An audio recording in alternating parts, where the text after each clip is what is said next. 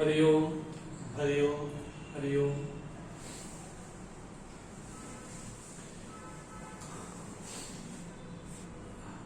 भगवान श्री राम का आशीर्वाद लेकर के अपनी परंपरा को नमन करते हुए आज का सत्र हम प्रारंभ करते हैं।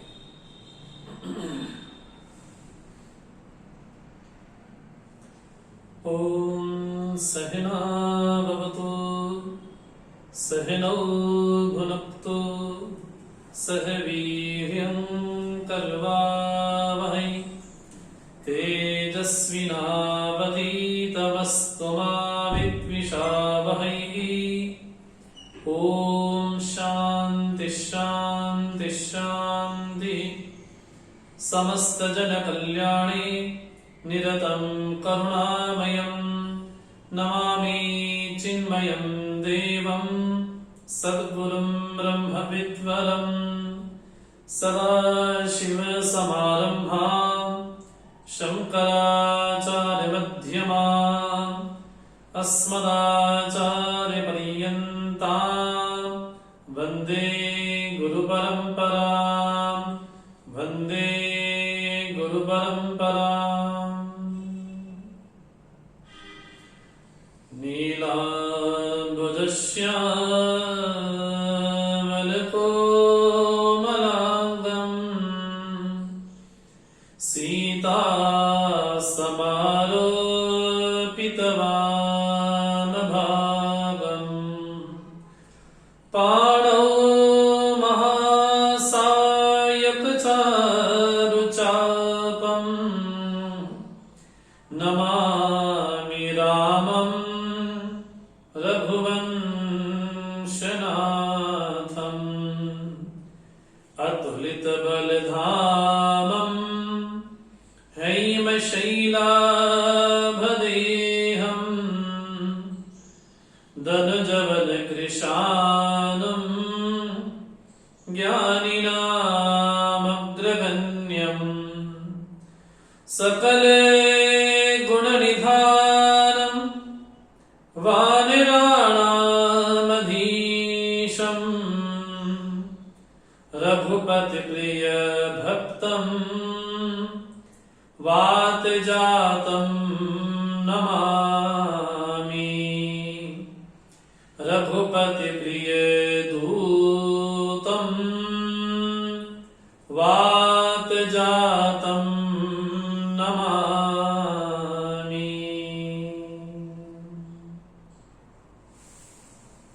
हरि ओम। भगवान की विशेष कृपा से, गुरुदेव के आशीर्वाद से आज का सत्र हम प्रारंभ करें। जिस तरह से कल हमने निवेदन किया, श्री रामचरितमानस का पंचम सोपान सुंदरकांड अपने आप में एक साधक की यात्रा है। और कल हमने ये भी निवेदन किया कि शांति रूपी, भक्ति रूपी, शक्ति रूपी सीता को पाना जनकपुर में, अयोध्या में, चित्रकूट में पाना कुछ सरल सा है। अर्थात जहां जीवन में अनुकूलता ही अनुकूलता हो, जहां जीवन में कोई कुरूपता ना हो, कोई कठिनाई ना हो, उस स्थिति में, उस वातावरण में शांति को पाना थोड़ा सहज है।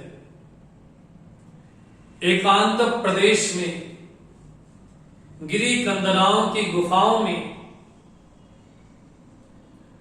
पवित्र नदियों के किनारे, उस ध्यानावस्था में शांति रूपी सीता को पाना थोड़ा सरल लगता है। लेकिन जहां वातावरण पूरी तरह से प्रतिकूल हो, जहां वातावरण पूरी तरह से कुरूप हो, उस परिवेश में, उस माहौल में, उस वातावरण में, उस भयानक वातावरण में शांति रूपी सीता को पाना, ये भक्ति की सुंदरता है। और जो शांति का पिपासु है, जो शांति को पाना चाहता है, उस साधक के लिए कुरूप वातावरण में, प्रतिकूल वातावरण में, कठिन परिस्थिति में भी उस शांति रूपी सीता को पाना, ये भक्ति की सर्वोत्तम स्थिति है। हम ये कह सकते हैं कि साधक की जो यात्रा, अर्थात जो श्री हनुमान जी की सुंदरकांड में यात्रा है, ज्ञान की दृष्टि से भी और भक्ति की दृष्टि से भी देखा जाए तो ज्ञान के मार्ग में भी विघ्न है और भक्ति के मार्ग में भी विघ्न है। हम ये नहीं कह सकते कि केवल ज्ञान के मार्ग में ही विघ्न है, और हम ये भी नहीं कह सकते कि केवल भक्ति के मार्ग में ही विघ्न है। स्वयं भगवान श्री कृष्ण ने गीता में 12वें अध्याय में कहा, क्लेशो धिकतरस्तेषां अव्यक्ता सक्त से चेतसा। क्लेश है जो ज्ञान के मार्ग में लगा हुआ है, वहां पर भी क्लेश है। लेकिन इसका मतलब ये नहीं कि भक्ति के मार्ग में भी कठिनाइयां नहीं। यहां पर प्राप्ति होनी है मां जानकी की। उस मां जानकी को ज्ञान की भाषा में शांति कहा जाए और भक्त की भाषा में उसको भक्ति कहा जाए, योगियों की भाषा में उसको शक्ति कहा जाए और दीनों की भाषा में उसको जननी कहा जाए।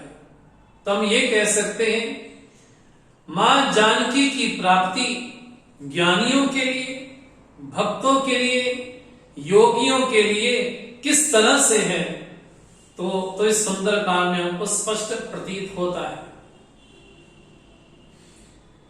तो कुरूपता में, प्रतिकूल वातावरण में यहां पर श्री हनुमान जी की यात्रा प्रारंभ होती है।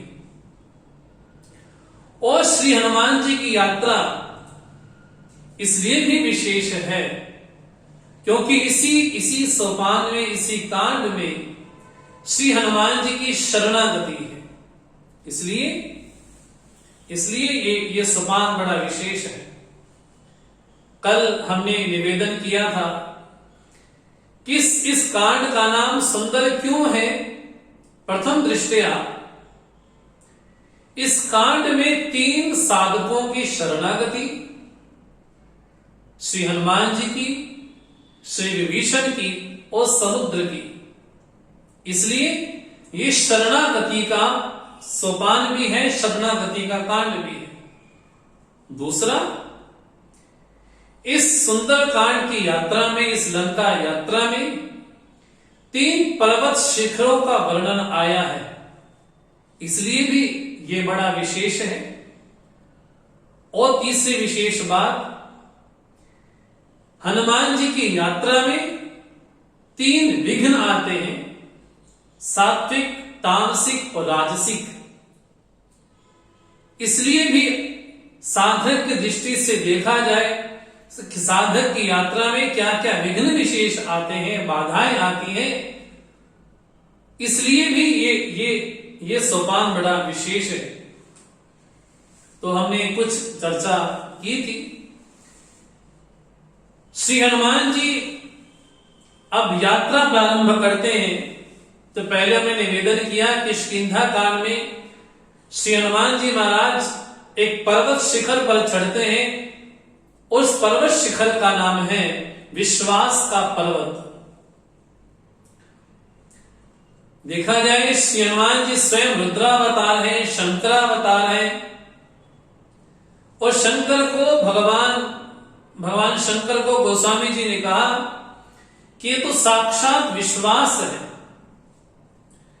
प्रारंभ के बालकांड में मंगलाचरण में गोस्वामी जी कहते हैं, भवानी शंकरो वंदे श्रद्धा विश्वास रूपिणो। मां भवानी को श्रद्धा का स्वरूप कहा गया और भगवान शिव को विश्वास का रूप कहा गया।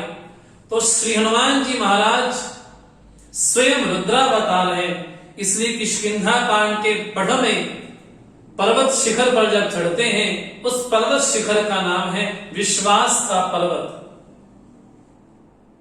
और जहां से सुंदर कांड प्रारंभ होता है, जहां पर जामवंत की आज्ञा लेकर के श्री हनुमान जी यात्रा पे निकलते हैं, तो श्री हनुमान जी महाराज एक पर्वत पर चढ़ते हैं। तो गोस्वामी जी कहते हैं, सिंधु तीर एक भूधर सुंदर कौतुक कूद चढ़े ता ऊपर, बार बार रघुवीर संभारी तरखों पवन तने बल भारी।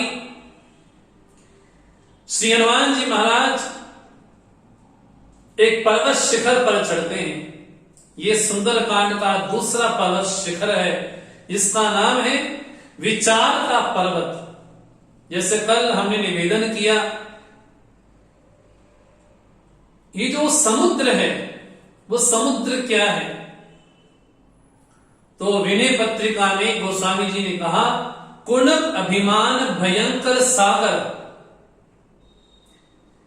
कुणप बोलते देह को, बोले सागर जो है, जो ये इतना बड़ा विशाल सागर है, जिस सागर को श्री हनुमान जी को पार करना है, आखिर वो सागर किस चीज का प्रतीक है? तो गोस्वामी जी ने कहा, ये सागर देहाभिमान का प्रतीक है। हम जप करते हैं, उपासना करते हैं, तो थोड़ा मन हमारा केंद्रित होने लगता है। हम अनुष्ठान करते हैं, यज्ञ करते हैं, दान करते हैं, परोपकार करते हैं, कुछ धार्मिक कार्य करने लग जाते हैं, तो हमको लगता है कि हमने बहुत बड़ा काम कर लिया। लेकिन जैसे ही देहाभिमान की बात आती है, जैसे ही देह से ऊपर उठने की बात आती है, तो हम ठहर से जाते हैं। कई साधक हैं, वो बड़ी अच्छी साधनाएं करते हैं, लेकिन जब देहाभिमान से ऊपर उठने की बात आती है, तो साधक वहीं रुक जाता है। इसलिए देहाभिमान से ऊपर उठने के लिए विचार रूपी पर्वत के शिखर पर चढ़ना ही पड़ेगा।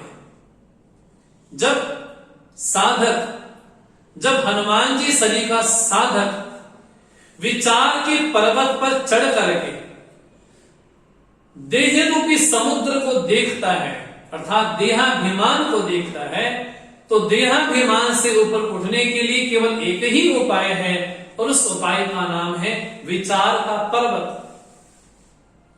और जब तक साधक अपने जीवन में विचार नहीं करता, जिस प्रकार भगवान शंकराचार्य जी बोलते हैं, कस्पम कोहम कुता आयाता कामे जननी को में ताता इति परिभावय मनसी विचार। कौन हो, कहां से आए हो, मेरे आने का प्रयोजन क्या है, कहां जाना है, ये विचार ही। और देहाभिमान से ऊपर उठने के लिए श्री हनुमान जी महाराज विचार के पर्वत पर चढ़ते हैं। इसलिए वेदांत केवल एक ही बात पे टिका है, अगर माया से कहीं पार होना है तो केवल एक ही साधन है, और वो साधन है विचारम विचारम विचारम। विचार किया जाए कि मेरे जीवन का प्रयोजन क्या है। तो हनुमान जी महाराज विचार के पर्वत पर चढ़ करके देहाभिमान रूपी सागर को देखते हैं, और उनके पास साधन क्या है? तो बोलते हैं, बार बार रघुवीर संभारी तरक्यों पवन तने बल भारी, जय गिरि चरण देई हनुमंता चले सदा पाताल तुरंता। जिस पर्वत शिखर पर श्री हनुमान जी महाराज चढ़े और जैसी छलांग लगाई उसी समय वो पर्वत शिखर पाताल में चला गया। अर्थात विचार के सहारे ही व्यक्ति को देहाभिमान से ऊपर उठना पड़ता है। और श्री हनुमान जी महाराज किस तरह से चले तो गोस्वामी जी ने बड़ी प्यारी उपमा दी। जिमी अमोघ रघुपति कर बाणा एही भांति चलयो हनुमाना। जिस तरह से श्री राम जी का बाण अमोघ है, अमोघ मैंने व्यर्थ नहीं जाता, उसी तरह से श्री हनुमान जी महाराज उसी तरह से चले। कल हमने यहीं पर आके समापन किया था। हमारी दृष्टि बाण पर होती है, लेकिन बाण से पूछा जाए कि लक्ष्य का भेदन तुमने किया, तो बाण कहता है कि लक्ष्य का भेदन मैंने नहीं किया। बाण से पूछा जाए ये गति तुम्हारी है, तो बाण कहेगा ये गति मेरी नहीं है। बाण से पूछा जाए ये दिशा तुम्हारी है, तो बाण कहेगा ये दिशा मेरी नहीं है। बाण यही कहता है कि दिशा देने वाला, गति देने वाला और लक्ष्य का छेदन करने वाला बाण नहीं है, अपितु बाण चलाने वाला है। और आध्यात्मिक दृष्टि से इसको कहा गया ये कर्म योग है। कर्मयोग की यही परिभाषा है। कर्मयोग यही बतलाता है कि जीवन में लक्ष्य की प्राप्ति करवाने वाला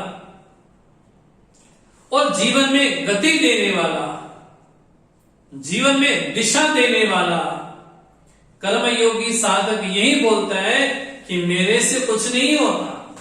इसलिए वाणी बोलती है कर्ण करावण आपे आप। जो करवाने वाला है वो परमात्मा स्वयं ही है।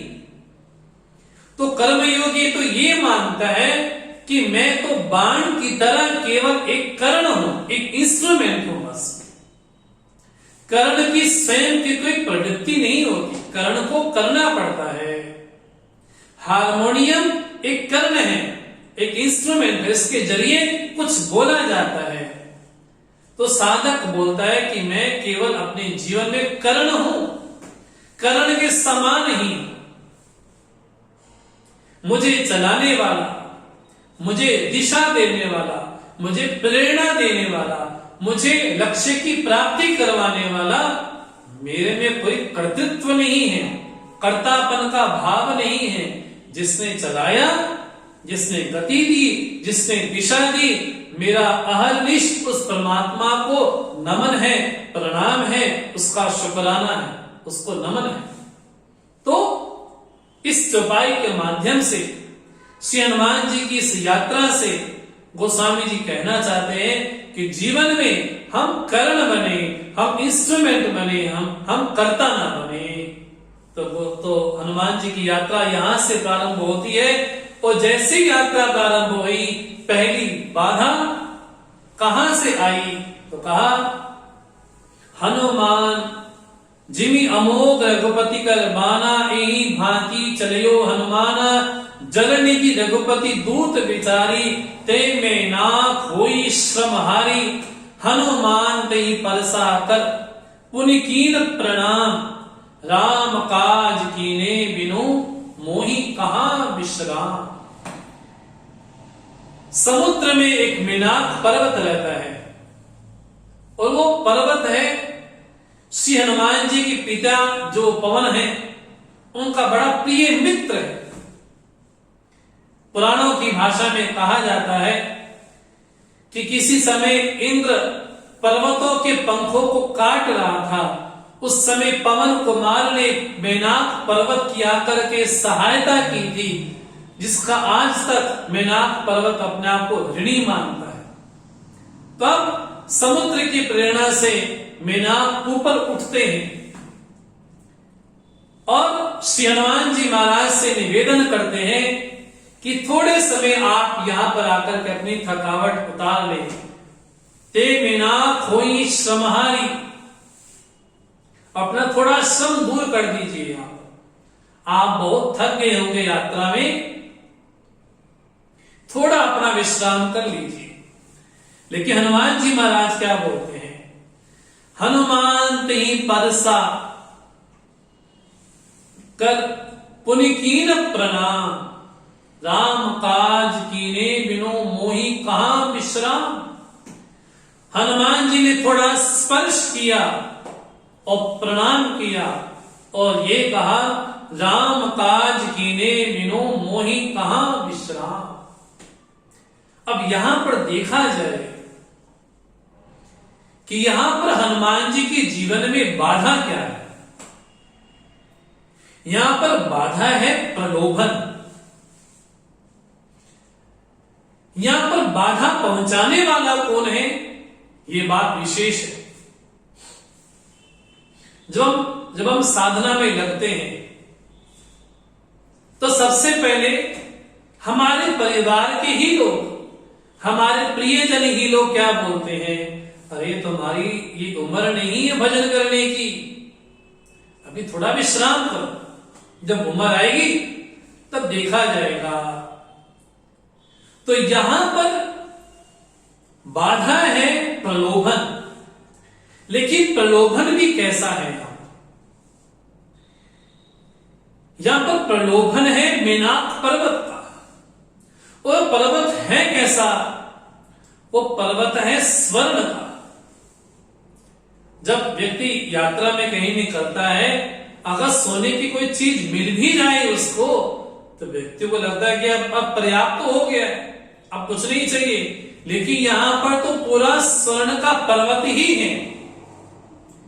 और यहां पर उत्प्रेक्षा दृष्टि से कहा गया है कि स्वर्ण का पर्वत है। जैसे हम भारत देश को कभी कहा करते थे कि सोने की चिड़िया है ना। तो उत्प्रेक्षा दृष्टि से कहा गया कि यहां पर सोना अधिक होने से इसको कहा गया कि सोने की चिड़िया। इसलिए मेनाक पर्वत को कहा गया कि वो स्वर्ण के समान है। यहां पर जो बाधा आई, वो बाधा आई प्रलोभन की। जब साधक को यह कहा जाता है कि यहां पर विश्राम करो, और विश्राम दे कौन रहा है, जो स्वयं डर के मारे छिपा हुआ है, वो हमको विश्राम देना चाहता है। और ये बड़ी आश्चर्य वाली बात है। ये जो मेनाक पर्वत है, वो मेनाक पर्वत है लोभ का प्रतीक, प्रलोभन का प्रतीक, भोग का प्रतीक। सामान्य जनों को लगता है कि जीवन में भोग मिल जाए तो विश्राम हो जाए। सामान्य जनों को लगता है कि जीवन में भोग की प्रवृत्ति हो जाए तो विश्राम हो जाए। सामान्य जनों को लगता है कि लोभ में, स्वर्ण में विश्राम ही विश्राम है। लेकिन श्री हनुमान जी महाराज क्या कहना चाहते हैं, राम काज कीने बिनु मोहि कहां विश्राम। मुझे विश्राम कहां है आखिर। विश्राम तो राम के कार्य में ही। जिस तरह से जीवन में लोभ और संग्रह एक दुर्वृत्ति है, उसी तरह से त्याग का अभिमान भी एक दुर्वृत्ति है। कभी कभार क्या होता है, हमें त्याग पने का भी अभिमान हो जाता है कि मैंने ये त्याग दिया, मैंने वो त्याग दिया, मैंने ये त्याग दिया। कि कभी कभार जीवन में त्याग भी बाधा बन जाता है, त्याग का अभिमान बाधा बन जाता है, यूं कहें तो। यहां पर हनुमान जी महाराज क्या करते हैं, हनुमान तेई परसा कर। हनुमान जी ने छुआ उसको। अर्थात जब हमारे प्रियजन, जब हमारे संबंधी जन हमारे सामने कुछ निवेदन करने आते हैं, तो अहम तो त्याग का अहंकार लेकर के हटो हटो हटो हटो, मुझे नहीं चाहिए, मुझे नहीं चाहिए, ये भाव नहीं रखना, अभी तो उनको प्रणाम करना। जीवन में कभी कभार जो बाधाएं भी आती हैं, वो बाधाएं हमारे जीवन में हमारे वास्तविक जो स्वरूप है उसको पहचानने के लिए आती है। यहां पर श्री हनुमान जी के जीवन में न लोभ का स्पर्श है और न त्याग का प्रदर्शन है।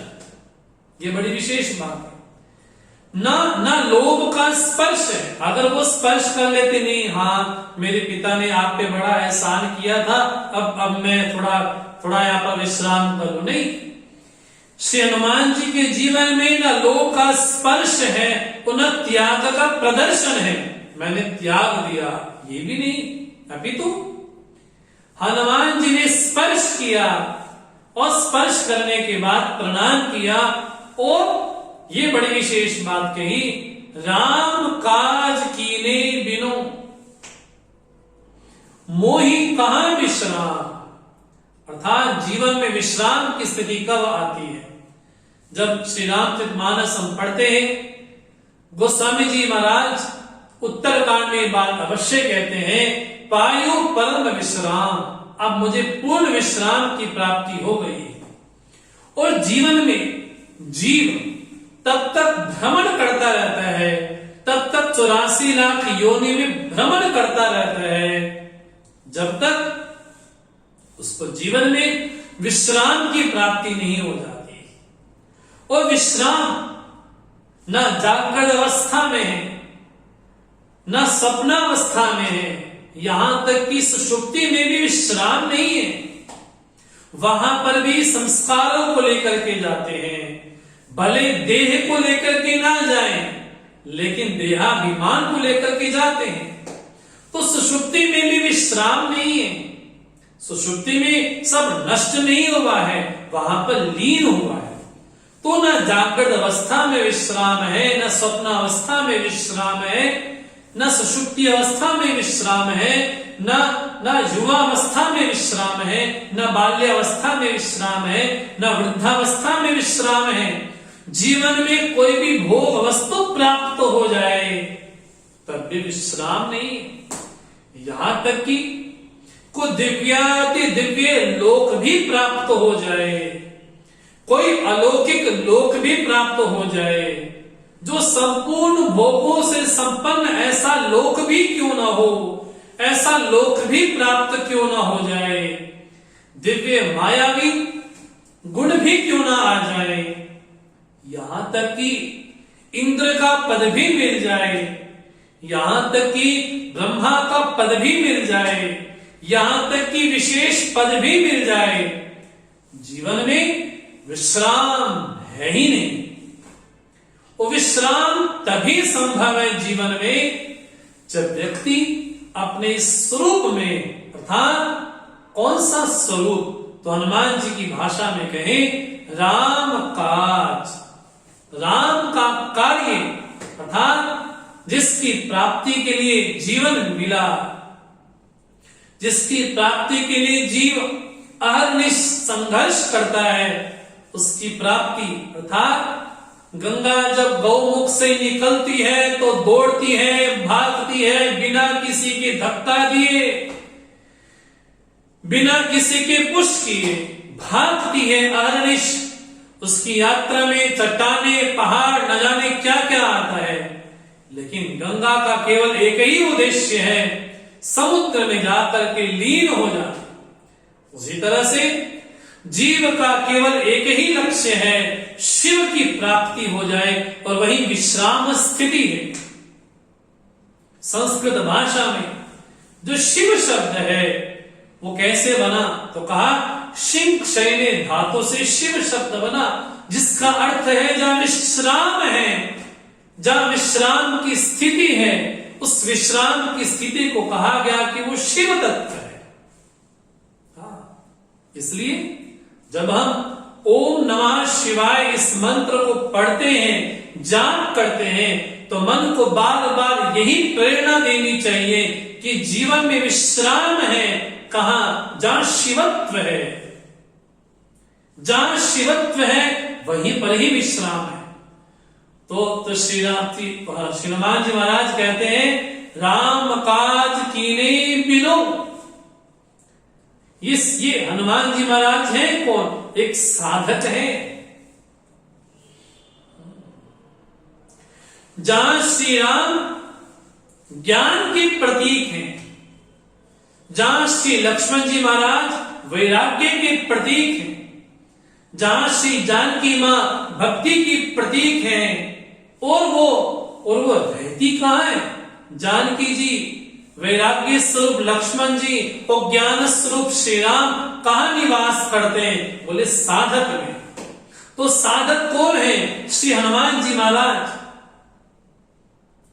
तो यहां पर कहा गया साधक को विश्राम कब मिलता है जीवन में? राम काज कीने बिनु मोहि कहां विश्राम। तो मेनाक पर्वत को उन्होंने हल्का सा स्पर्श किया और ये संदेश देना चाहा कि यहां पर लोभ का स्पर्श नहीं है, ना यहां पर त्याग का प्रदर्शन ही है, अभी तो उनको प्रणाम किया।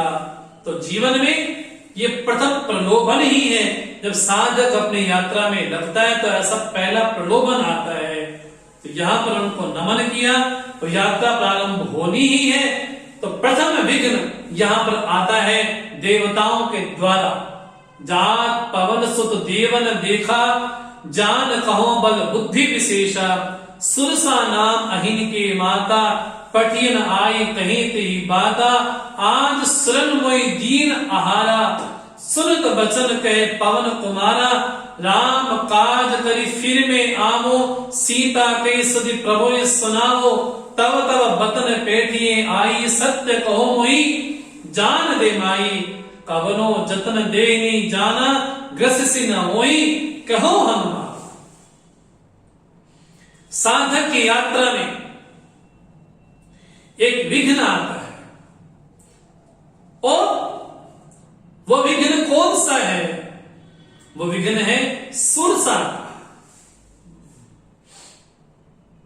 और सुरसा को भेजा किसने? देवताओं ने भेजा। लेकिन किस बात के लिए भेजा? तो कहा हनुमान जी की परीक्षा के लिए भेजा गया, क्योंकि इतनी बड़ी लंका पे फतेह हासिल करनी है, विजय हासिल करनी है, तो पहले साधक की परीक्षा ली जाए। और परीक्षा किस तरह से ली जाए? बल बुद्धि विशेष, तीन तरीके से श्री हनुमान जी महाराज की परीक्षा यहां पर सुरसा लेती है। लेकिन सुरसा है कौन? सुरसा नाम अहिन के माता, पठियन आई कहीं ते बाता। ये सुरसा कौन है? बोले सर्पों की माता है। उस सर्प को कहा गया, सर्प मृत्यु का प्रतीक है। इसलिए सुंदरकांड को तो पढ़े, लेकिन सुंदरकांड के जो गूढ़ रहस्य है, उन गूढ़ रहस्य को भी मन में थोड़ा उतारने की कोशिश करें। ही यहां पर जो कहा गया सर्पों की माता सुरसा, ये सर्प कौन है? अर्थात मृत्यु का प्रतीक है। और ये बड़े आश्चर्य वाली बात है, बहुत आश्चर्य वाली बात है कि भगवान शिव मृत्यु रूपी सर्प को अपने गले में विराजमान रखते हैं। तो भगवान शिव के गले में सर्प है, सर्पों की माला है। और जिस मृत्यु से जीव अहर्निश भयभीत रहता है, उस सर्प को, शेष नाग को अपना बिस्तरा बना करके, हाँ जी, श्री विष्णु जी महाराज वहां पर शयन करते हैं। जिस मृत्यु से जीव भयभीत रहता है, उस शेष रूपी मृत्यु को भगवान विष्णु अपना आसन बनाते हैं, जहां भगवान शिव अपने गले में विराजमान रखते हैं। तो वास्तव में देखा जाए ये मृत्यु है क्या? ये मृत्यु है, व्यक्ति को लगता है कि मैं मर जाऊंगा, मैं मर जाऊंगा, मैं मर जाऊंगा। ये वास्तव में क्या है? देखा जाए तो थोड़ा इस पे चिंतन करने की आवश्यकता है। जिस तरह से निवेदन किया, सर्प मृत्यु का प्रतीक है। और यहां पर श्री हनुमान जी महाराज क्या कहते हैं? राम काज कर फिर में आवो, सीता कई सुधीप सुनाओ, तब तब बदन पेठियों आई, सत्य कहो मोई जान दे माई। यहां पर देह के प्रति, शरीर के प्रति हमारी दृष्टि कैसी होनी चाहिए, जी हनुमान जी महाराज हमको बतला रहे हैं। देह के प्रति हमारी दृष्टि कैसी हो, साधक को ये पता है कि कभी ना कभी हमारा इस शरीर से वियोग अवश्यम भावी है, मृत्यु को हटाया नहीं जा सकता, मृत्यु अवश्यम भावी है, आज नहीं कल नहीं परसों, 50 वर्ष के बाद, 40 वर्ष के बाद, 80 वर्ष के बाद, बोले मृत्यु रूपी ग्रास तो जीव को खाना ही चाहता है। लेकिन यहां पर हनुमान जी महाराज कहना चाहते हैं कि देह के प्रति हमारी दृष्टि कैसी हो, देह के प्रति आसक्ति ना हो, पहला भाव ये। दूसरा भाव इसके पीछे ये है कि शरीर का प्रयोजन है परमात्मा की प्राप्ति। जब प्राप्ति इस शरीर से संभव है तो देह को नष्ट करना ये मूर्खता है, ये देह को नष्ट ही कर देना। कई व्यक्ति क्या बोलते हैं, अगर वो नहीं मिलेगा तो मैं मर जाऊंगा। अरे भाई, शरीर का प्रयोजन संबंधी मिलना नहीं है, शरीर का प्रयोजन है क्या, श्री राम की प्राप्ति होना। संबंधी आज है कल नहीं है, जहां संयोग हुआ जीवन में वहां वियोग अवश्यम भावी है। इसलिए जब साधक को यह लगता है कि जीवन में देहाभिमान से ऊपर उठना है, वो भी विचार के पर्वत पर उठ करके, लेकिन साथ ही साथ देह के प्रति हमारी स्वस्थ दृष्टि भी हो। जिस तरह से श्री राम जी महाराज उत्तरकांड में कितने बढ़िया बोलते हैं कि हमारा शरीर कैसा है, किसके प्रयोजन के लिए है। बड़े बड़े भाग मानुष तन पावा, सुर दुर्लभ। हाँ जी, ये तो देवताओं को भी दुर्लभ है, लेकिन इसका प्रयोजन क्या है। बोले तो शरीर हमारा मानो कि बेड़ा है, सागर में चलते ना बेड़ा है ऐसा। भगवान श्री राम बोलते हैं उस बेड़े को, उस जहाज को जो हवा देने वाला है, बोले वो मेरी कृपा विशेष है। और उस बेड़े का जो खिवैया है, खेवनहार है, वो हमारा गुरु है। उत्तरकांड में श्री राम जी कहते हैं इस बेड़े को प्राप्त करने के बाद, मेरी कृपा रूपी वायु को प्राप्त करने के बाद, सदगुरु रूपी खेवनहार को, केवट को प्राप्त करने के बाद भी अगर कोई भवसागर पार नहीं करता है तो श्री राम जी महाराज थोड़े थोड़े कठोर हो जाते हैं। तो श्री राम जी महाराज कहते हैं जो न तरई भवसागर, नर समाज अस पाई, सो कृत निंदक मंदमती, आत्महान कति जाई। श्री राम जी महाराज कहते हैं किसी को शरीर मिल गया हो और मेरी कृपा रूपी वायु भी मिल गई हो और सदगुरु भी मिल गया हो, इतना होने के बाद भी अगर कोई भवसागर पार नहीं होता है तो राम जी कहते हैं सो कृत, वो कृतघ्न है, वो निंदनीय है, वो मूढ़मती है।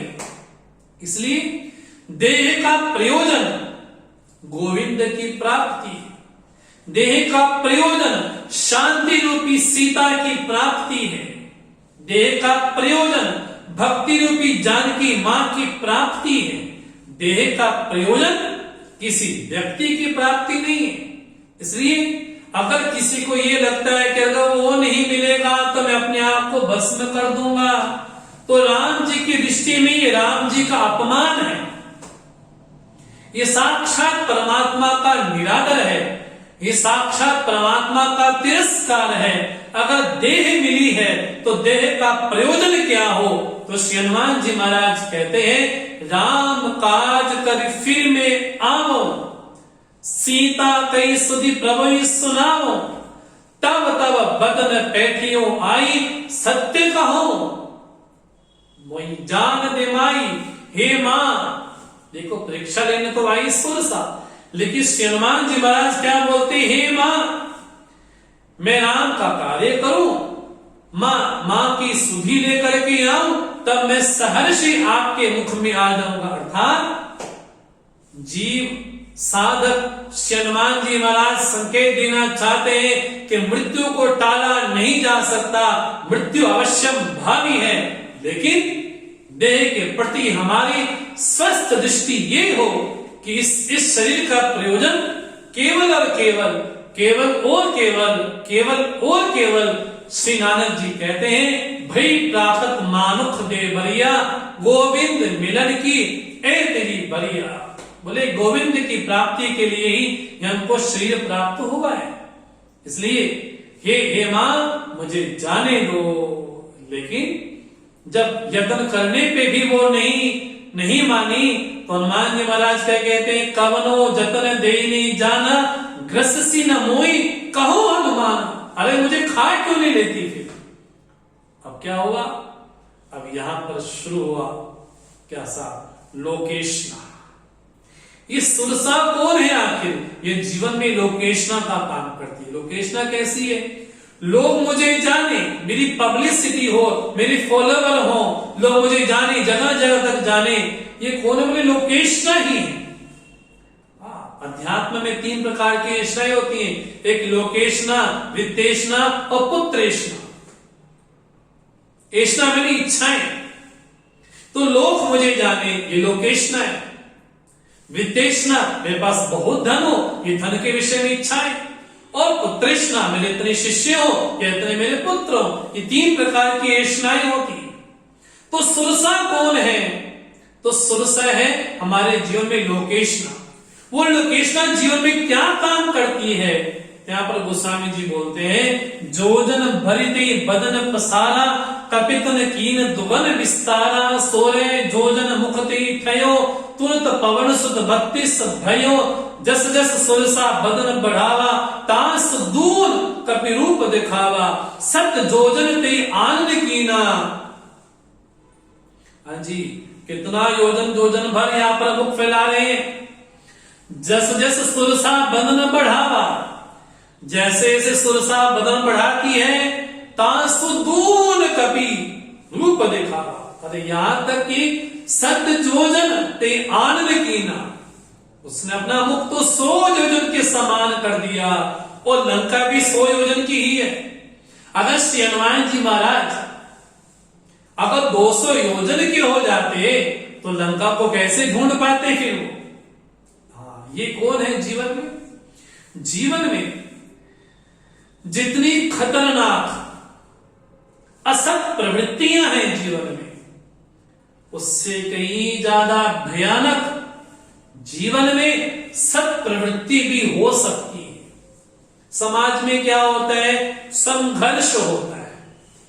हाँ, कि तुमने इतना दान किया है तो मैं इतना दान करूंगा, तुमने ये किया है तो मैं इतना करूंगा, तुमने 100 लोगों को भोजन करवाया है तो मैं 200 को करवाऊंगा, तुमने इतने प्याऊ बनवाए हैं तो मैं इतना प्याऊ बनवाऊंगा, तुमने ये धर्म कार्य किया है, प्याऊ बनाए हैं, कुएं खोदे हैं, ये अनाथालय खोले हैं, स्कूल खोले हैं, अगर तुमने इतने खोले हैं तो मैं इतने करूंगा, अगर तुमने 1000 का प्रसाद चढ़ाया है तो मैं 2000 का चढ़ाऊंगा।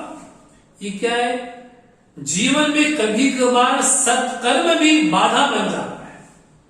ये सुरसा कौन है? ये लोकेशना के समान है। ये समाज में क्या होता है? संस्थाएं कहो, व्यक्ति कहो, आपस में संघर्ष करने लगते हैं। तुमने इतना किया तो मैं इतना करूंगा, तुमने इतना किया तो मैं उतना करूंगा। ये क्या हो रहा है? बोले संघर्ष हो रहा है। व्यक्ति को, साधक को जीवन में अगर शांति रूपी सीता को प्राप्त करना है, तो जीवन में समय को व्यर्थ ना गवाएं। क्या करें? ये ना करने लग जाए, उन्होंने इतना किया तो मैं उतना करूंगा, इन्होंने इतना किया तो मैं उतना करूंगा। ना ना ना, हनुमान जी महाराज क्या करते हैं, सत जो जनते आनन कीना, उतना बड़ा मुख फैलाया। लेकिन हनुमान जी महाराज क्या करते हैं, अति लघु रूप पवन सुत लीना। लघु नहीं, अति लघु माने शून्य हो गए। अर्थात जब भी जीवन में सत्प्रवृत्ति की बात आए, सत्कर्म की बात आए, वहां पर व्यक्ति को कर्तृत्व शून्य हो जाना चाहिए, वहां पर कर्ता भाव शून्य हो जाए, जैसे हनुमान जी महाराज का। तो श्री हनुमान जी महाराज, हाँ जी, निरहंकारता के प्रतीक हैं।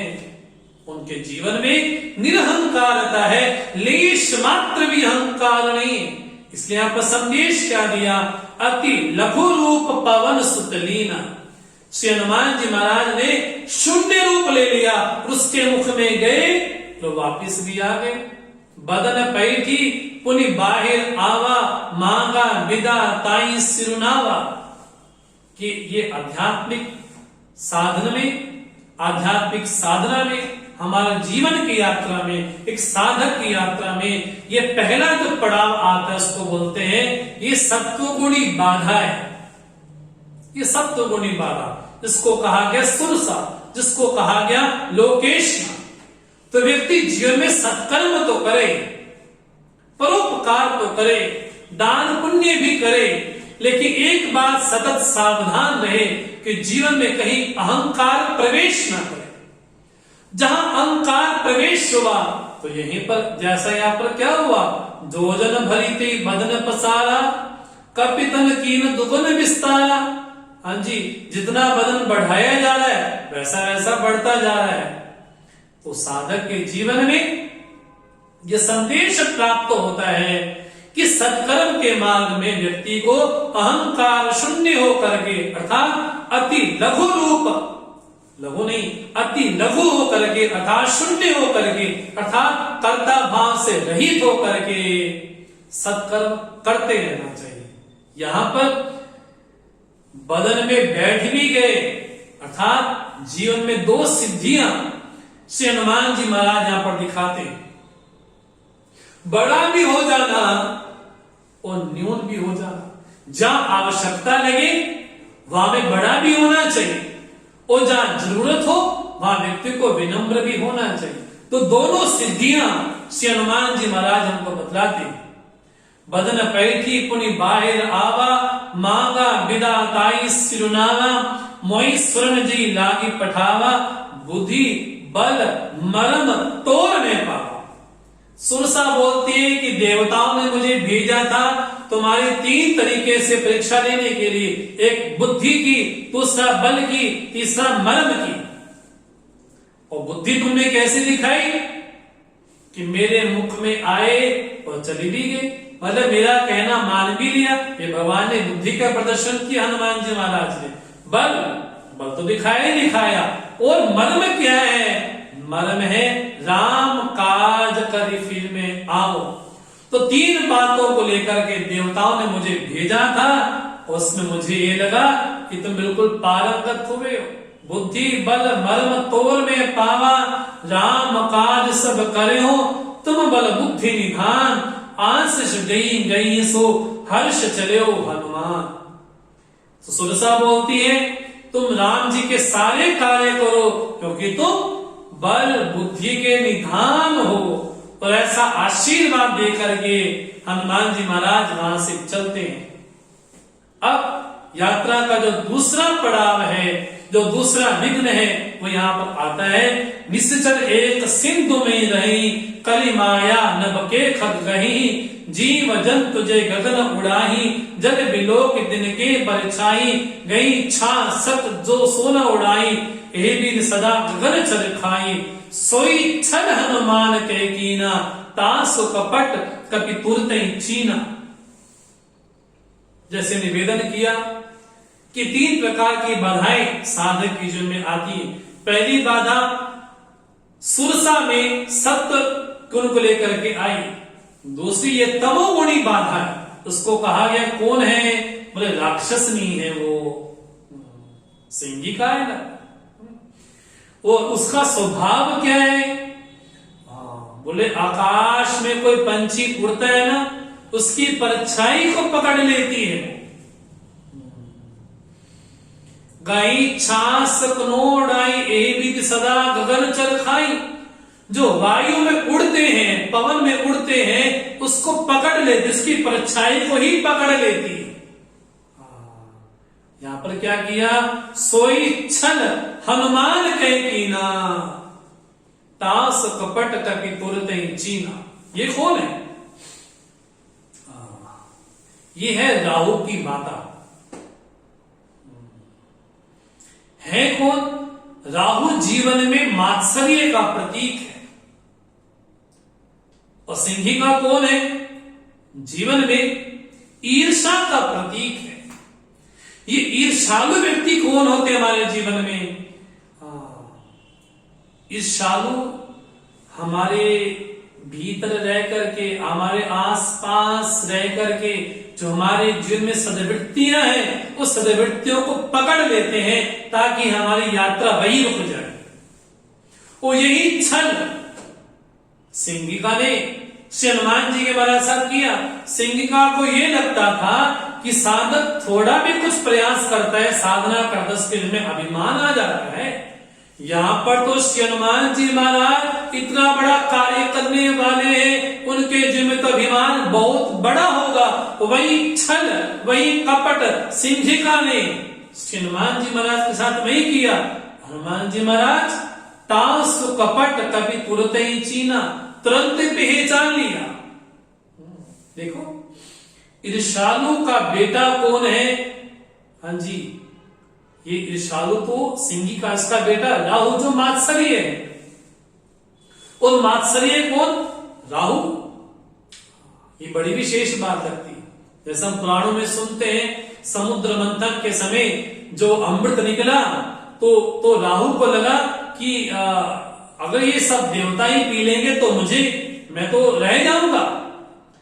अगर वास्तव में वो देवताओं का हितैषी होता राहु, तो सभी देवताओं को ये बोलता, अरे ये तो विष्णु है, ये तो अमृत सबको पिला रहा है। नहीं, उसको लगा कि अगर मेरे से आगे बढ़ गए तो क्या होगा। तो राहु रूपी मात्सर्य किसको बोलते हैं? मत्ता सरती, मेरे से आगे जा रहा है। समाज में क्या होता है? अरे तो बहुत आगे बढ़ रहा है, बहुत आगे बढ़, इसका क्या, इसकी टांग खींचो। तो ईर्षा रूपी सिंहिका क्या करती है? बोले हमारी परछाई को पकड़ती है। ये तामसिक वृत्ति है जीवन में। तामसिक वृत्ति छिप करके हमारे जीवन में जो सद्गुण है, हाँ जी, क्या करती है? उसको पकड़ लेती है, उसको नीचे ले जाना चाहती है। तो समाज में कई ईर्षालु व्यक्ति भी होते हैं, हमारे आसपास भी होते हैं और हमारे भीतर भी होते हैं। अभी थोड़ी देर साधना करते होगा, हाँ मेरे समान साधक कौन है, मेरे समान साधक कौन है, मेरे समान साधक कौन है। वो ईर्षा व्यक्ति क्या करती है? हाँ जी, पकड़ लेती है, साधक की यात्रा को ही पकड़ लेती है। अब यहाँ पर सावधानी क्या की हनुमान जी महाराज ने? ताई मारी मारुत सुत बीरा, बारिद पार गयो मति धीरा। बस हनुमान जी महाराज ने को समय यहाँ पर ज्यादा नहीं लगाया, तुरंत पहचाना और तुरंत समाप्त किया। अर्थात साधक को ये सावधान किया, क्या ईर्षा को ज्यादा समय तक अपने जीवन में मत रखो, उसको पालो मत। जहां पहचान में आए ईर्षा व्यक्ति, उसको तुरंत वहीं समाप्त कर दिया जाए। तो आध्यात्मिक यात्रा में जो दूसरा पड़ाव था, या यूं कहें जो दूसरा विघ्न विशेष था, वो थी सिंहिका विशेष, जो कि ईर्षा वृत्ति है, जो कि तामसिक वृत्ति है। वो तामसिक वृत्ति को पहचाने और तुरंत उसको समाप्त किया जाए। अब जैसे ही समाप्त किया, अब श्री हनुमान जी महाराज क्या करते हैं? बारिद पार गयो मति धीरा। अब समुद्र पार करके गए, और क्या देखते हैं? तहां जाए देखी पन शोभा, कुंजत चंचरीक मधुलोभा, नाना तरु फल फूल सुहाए, खग मृग बिंब देखी मन भाई, शैल विशाल देखी एक आगे, तापर धाई चढ़ो भय त्यागे, उमा न कछु कपिके अधिकाई, प्रभु प्रताप जो काले खाई, गिर पर चढ़ी लंका ते ही देखी, कहीं न जाए अति दुर्ग विशेष। अब यहां पर श्री हनुमान जी महाराज दो विघ्नों को तो पार करेंगे। अब क्या करते हैं, लंका में प्रवेश करने के पहले लंका की जो सुंदरता है, क्या सुंदरता है, नाना तरु फल फूल सुहाए, खग मृग वृंद देखी मन भाए, बड़े प्यारे लगते हैं। शैल विशाल देखे आगे, तापर दाई चढ़ो भय त्यागे। भय त्याग करके श्री हनुमान जी महाराज एक पर्वत शिखर पर चढ़ते हैं। वो पर्वत शिखर कौन सा है, तो सुंदरकांड में तीसरा पर्वत ये है। वो पर्वत है वैराग्य का पर्वत।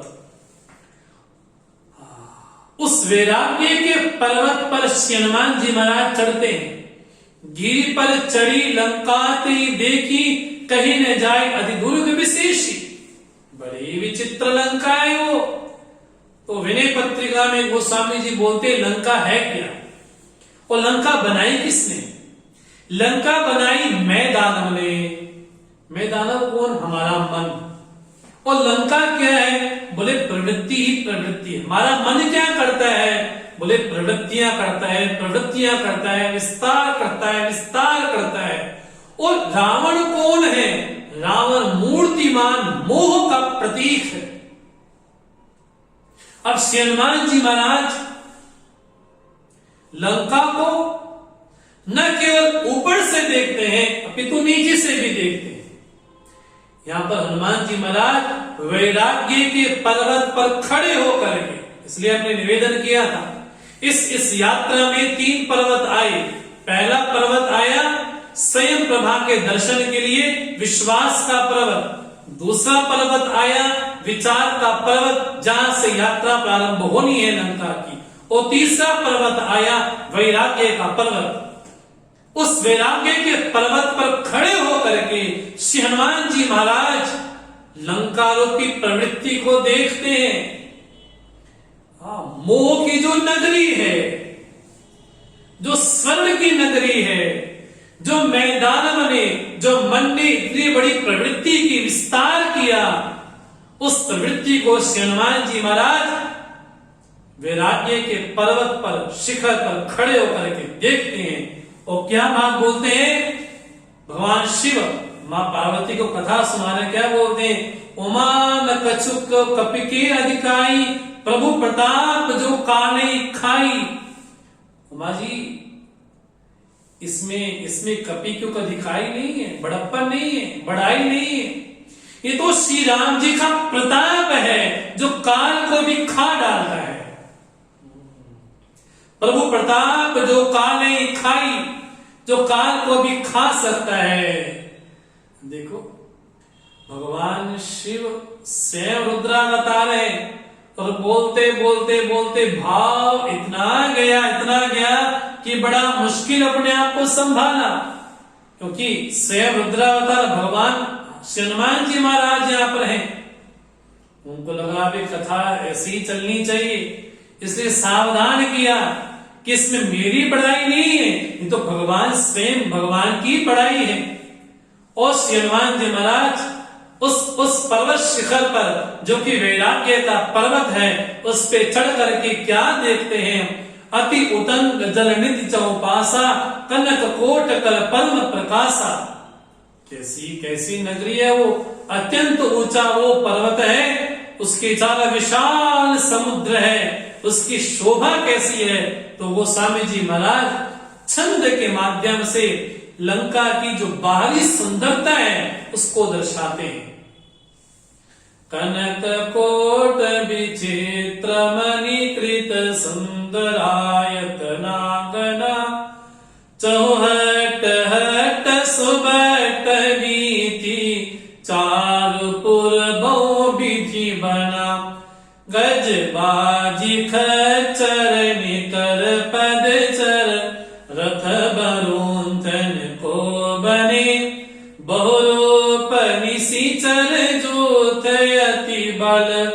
से न परनत नहीं बने।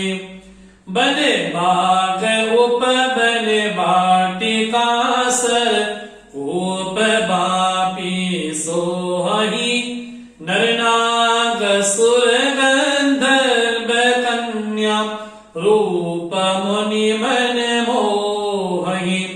कहो बाल देह विशाल शैल समान, अति बल गर्जहि नाना अखारे भीर बहु विधि, एक एकन तरजहि। कई जतन भट कोटिन बिकट तन, नगर चौदिसि रक्षहि। कहो महिष मानुष धेनु खरयज, खल निशाचर बक्षहि। एहि लागे तुलसीदास इनकी, कथा कछु कही कही। रघुबीर सर तीरथ शरीर, त्यागी गति पेहि सही। पुर रखवारे देखी बहु, कपि मन कीन विचार। अति लघु रूप धरो निसी, नगर करो पैसार। लंका की क्या विशेषता यहाँ पर गोस्वामी जी महाराज बोलते हैं, बड़ा विचित्र है। कहीं बाजार है, कहीं सुंदर मार्ग है, गलियां हैं, सजा हुआ बाजार है। बोले हाथी घोड़े जो पैदल चलने वाले खच्चर हैं, बोले कितना समूह दिखाई पड़ता है। बोले राक्षसों का इतना दल है, उसका वर्णन भी कितना लगता है। वन है, बाग है, तालाब है, कुएं हैं, कितने कितने वहां पर नगर विशेष हैं, बड़ा सुशोभित दिखाई पड़ता है। लेकिन बोलते बोलते गोस्वामी जी महाराज कहने लगे, कहो महिष मानुष धेनु खजरज।